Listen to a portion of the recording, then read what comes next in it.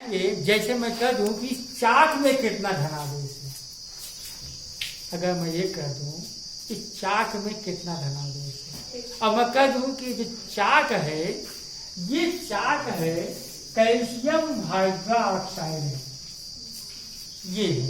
अब मैं पूछूं कि ये 5 ग्राम इसका वजन है, कितना धनावेश है, तब आप परेशान हो जाएंगे। लेकिन आपके वो टॉपिक है, आपको निकालना है कितना है। कह दूं कि 100 ग्राम मैंने जल लिया है, कितने धनावेश हैं, तब आपको एक जो नंबर से अणुओं की संख्या निकालनी पड़ेगी, फिर अणुओं की संख्या में कुल प्रोटॉनों की संख्या निकालनी पड़ेगी। तब इस तरह से गुणा करोगे तो आएगा। तो ऐसे क्वेश्चन जब हम अभ्यास कराएंगे तो क्वेश्चन जब उठाएंगे तो आप आने लगेगा। तो अभी हमने परमाणु को, केवल मात्र परमाणु को लिया है, और इस नाते से चलिए एक क्वेश्चन हम करते हैं। जितना ज्यादा आप इसको समझेंगे तो हमारी बात उतनी जल्दी आप समझ जाएंगे। जैसे हम कह दें कि एक अणु है, एक अणु क्या है, H2O, एक H2O अणु में ऋण आवेश की मात्रा बताइए। ये क्वेश्चन है। H2O एक अणु है, उसमें ऋण आवेश की कितनी मात्रा है। तो H2O में आप जानते हो कि ये ऑक्सीजन है और ये हाइड्रोजन है, ये हाइड्रोजन है, ये H2O का स्ट्रक्चर है। हमको मालूम है ऑक्सीजन का परमाणु क्रमांक 8 होता है और हाइड्रोजन का परमाणु क्रमांक 1 होता है। इसका मतलब ऑक्सीजन में इलेक्ट्रॉन कितने हैं, 8 हैं, और इसमें 1 इलेक्ट्रॉन, 2 इलेक्ट्रॉन और 10 इलेक्ट्रॉन। इसके एक अणु में कितने इलेक्ट्रॉन हैं, 10 इलेक्ट्रॉन हैं। तो हम यहाँ 11 की जगह पे किससे गुणा करेंगे, 10 से। आ गया कि नहीं, इस तरह से निकालेंगे, कोई दिक्कत नहीं। अगर मैं यहीं पे ये कह दूं कि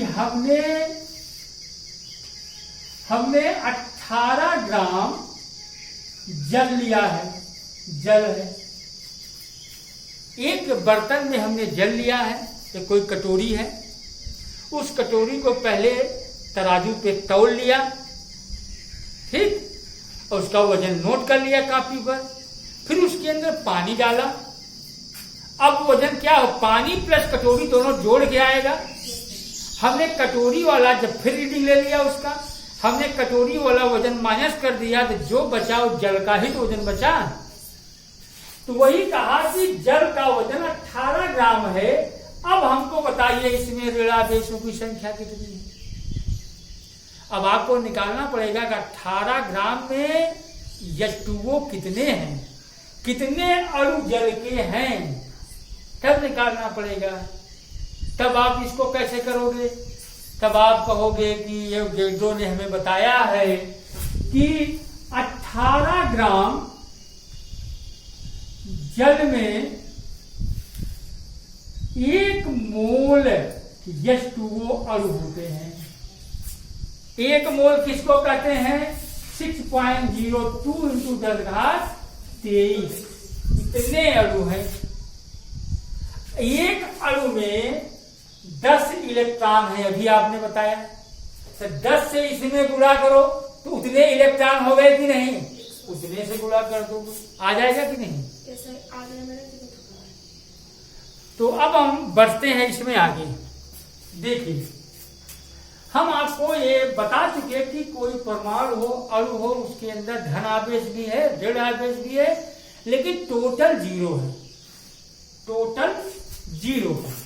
अब इस पर जरा सा विचार कीजिए।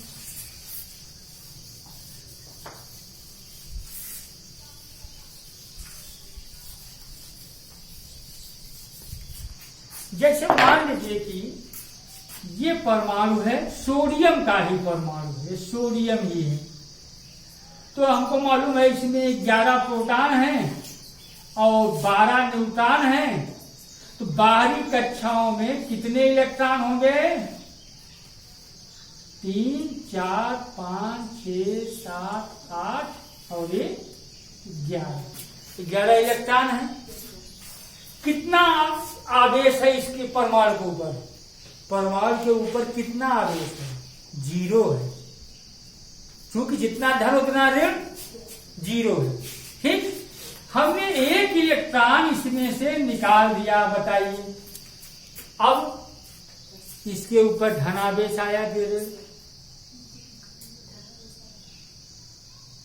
धन आवेश आया। अभी तक 11 धन था, 11 ऋण था ना? 11 धन था, 11 ऋण था।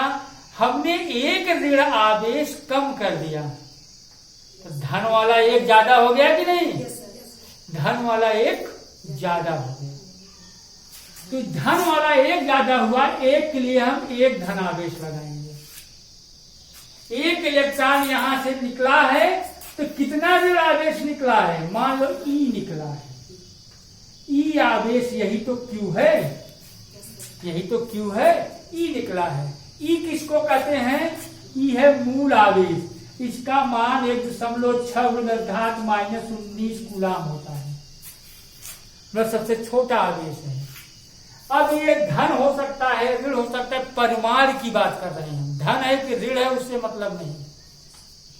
ई निकला है, हमको मालूम है इलेक्ट्रॉन निकला है तो माइनस है, लेकिन यहां तो हमारा कितना आया? धन आया। अगर हम एक इलेक्ट्रॉन और भी निकाल दें, तब एक इलेक्ट्रॉन और निकाल देंगे तो हमारा आवेश कितना आएगा? 2e आवेश आएगा। एक धन और लगा दें। अगर एक इलेक्ट्रॉन हम इसमें से और निकाल दें तो अब कितना आवेश इसके ऊपर हो जाएगा? 3e हो जाएगा। 3e के बराबर हो जाएगा। एक धन का मतलब e, 2 धन का मतलब 2e, 3 धन का मतलब 3e। अगर एक इलेक्ट्रॉन हम और निकाल दें तब कितना हो जाएगा? 4e हो जाएगा। देख रहे हो ना? पहले इस पे कितना आवेश आया था? धन ई आया था, एक इलेक्ट्रॉन निकाले थे। फिर तुमने 2 निकाला तो 2e आया, 3 निकाला तो 3e आया, 4 निकाला तो 4e आया। यहां कितना निकाले थे? 1 निकाले थे। ये है क्या? ये जो अंक मैं लिखा हूं, ये अंक क्या है?